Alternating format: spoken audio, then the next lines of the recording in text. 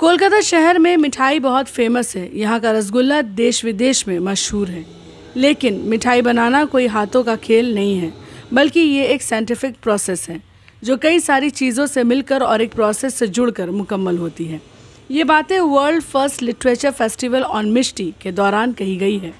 इस फेस्टिवल को #मिष्टी हादिर कौथा के नाम से मनाया गया, जिससे पैनल डिस्कशन भी हुए। इस मौके पर सायरा शाह हलीम ने कहा कि इस काम में औरतों को ज़रूर शामिल होना चाहिए, क्योंकि मिठाई बनाने का जो प्रोसेस है वो एकदम अलग है। तो इसमें सिर्फ मर्द ही क्यों हैं, औरतें क्यों नहीं हैं? आइए सुनते हैं इस दौरान वहाँ लोगों ने अपनी क्या राय दी है। तो जुगल्सेर 100 বছর পূরণ হলো, তার সেলিব্রেশন আজকে হচ্ছে, কি বলবেন? आज के अनेक भालो लागছে यहाँ पे जो है सेलिब्रेट हो रहा है स्वीट्स मिष्टी फेस्टिवल।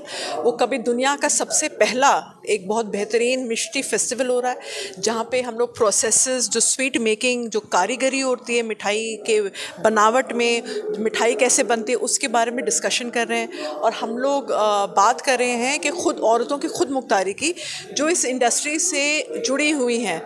और हम ये भी डिस्कस कर रहे हैं कि जो स्वीट्स की जो कारीगरी होती है उसमें मेन फोर्स क्यों होते हैं, विमेन का पार्टिसिपेशन क्यों नहीं होता।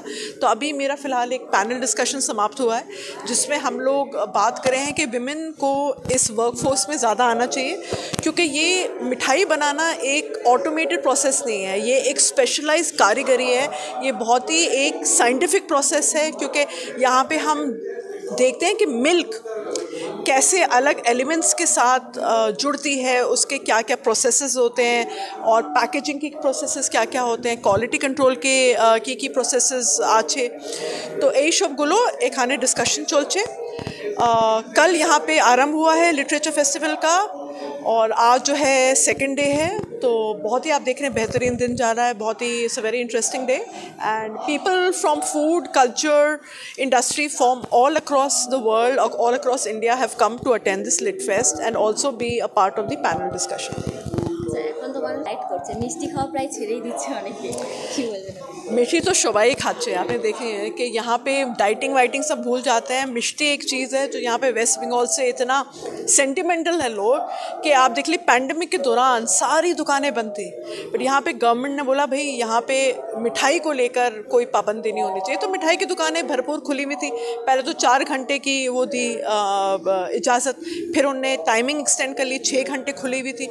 तो यहाँ पे आप कुछ भी कर लें, कुछ भी डाइटिंग कर लें, मिष्टी लोग नहीं छोड़ेंगे।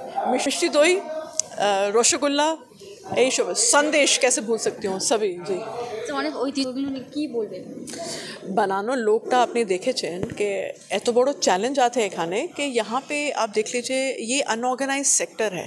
तो अनऑर्गेनाइज सेक्टर में हमेशा मुश्किलें आती हैं, चैलेंजेस आते हैं। तो वो अनऑर्गेनाइज सेक्टर को एक तरीके से काम करें, उसका क्वालिटी कंट्रोल देखें, उसका पैकेजिंग देखें, उसका हम टेम्परेचर किस कौन से टेम्परेचर में बनना चाहिए। तो ये सब चीज़ें जो हैं बहुत एक लागू करती हैं। We should pay importance to the scientific art of sweet making. মহিলারা যে মিষ্টি বানানোর ক্ষেত্রে আসবেন, কিভাবে আসবেন আপনার মতে কি? नहीं, अभी विमेन को तो पार्टिसिपेट करना चाहिए। और अभी आप देख लीजिए, हम जेंडर इक्वालिटी की बात करते हैं तो लोगों को लगता था बहुत लेबर लगता है, बहुत खून पसीना लगता है मिठाई बनाने में, लेकिन ये विमेन को भी अपॉर्चुनिटी देनी चाहिए ताकि वो इस सेक्टर में आए। और क्योंकि women are naturally very talented, they are skilful, they know the aesthetics, because ये मिठाई मेकिंग ऑटोमेटेड प्रोसेस नहीं है, ये क्राफ्ट है। तो इस क्राफ्ट को ज़िंदा रखने के लिए महिलाओं का इस इंडस्ट्री में आना और इंडस्ट्री में रहना, उनको रिटेन करना इज़ वेरी इम्पोर्टेंट। थैंक আমি আমাদের যত হাতের তৈরি সুন্দর জিনিস সেটা আমার কাজের মাধ্যমে দেখাই। আর এখানে যুগলসের 100 সেলিব্রেশন করা, তার বাঙালিদের মিষ্টি ছাড়া মানে কোনো অনুষ্ঠানই হয় না, কি বলবেন মিষ্টি? এটা তো মানে আমার জন্য অনেক বড় একটা অনার অ্যান্ড প্লেজার যে আমাকে ইনভাইট করছে এরকম একটা ফার্স্ট টাইম যুগলস ফেস্টিভ্যাল অন মিষ্টি। না, মিষ্টি তো বাঙালিদের মিষ্টি ছাড়া তো মানে চিন্তাই করা যায় না। সো আমার তো অনেক ইন্টারেস্টিং আমার জন্য যে আমিও হাতের তৈরি। তো মিষ্টিটার এখন কীরকম সিচুয়েশন আমি জানি। তো আমি তো চাবো এই যে আর্টিস্টরা যারা বানায় তারা ন্যায্য মূল্য পাবে, তাদের হিউম্যান ডিগনিটিকে আমরা রেসপেক্ট করে মিষ্টিটা বাঙালি ঐতিহ্যের একটা বড় অঙ্গ, one of the most important. আপনার কোন মিষ্টি পছন্দ? আমার একটা মিষ্টি ছোটোবেলার থেকেই পছন্দ, সেটা আমার নাম শুনেই আমার পছন্দ, প্রাণহারা। কোন মিষ্টি বানাতে আপনি জানেন? হ্যাঁ, একটা বাঙালি মেয়ের মিষ্টি বানাতে পারি, কিন্তু ওদের মতন পারি না। না, ওটা আমার নেই। আমার কিছু বলার নেই, আমি তো মিষ্টি খেতে খুবই ভালোবাসি এবং নানান রকম ছুতো খুঁজি কখন একটা মিষ্টি খাবো আর কি। এই কিছুদিন আগে একটা পথশিল্প মেলায় গিয়েছিলাম উত্তর কলকাতায়, সেখানে গিয়ে দেখলাম নানান রকমের চকলেট দিয়ে মিষ্টি তৈরি হচ্ছে, চট করে গিয়ে খেয়ে ফেললাম, বাড়ির জন্য কিনে আনলাম। তবে এটাও মাথায় রাখতে হয় যে মিষ্টিটা তো ডায়াবেটিস করে, তাই একটু কেয়ারফুলি খেতে হয়, এইটুকুই আমার বলা।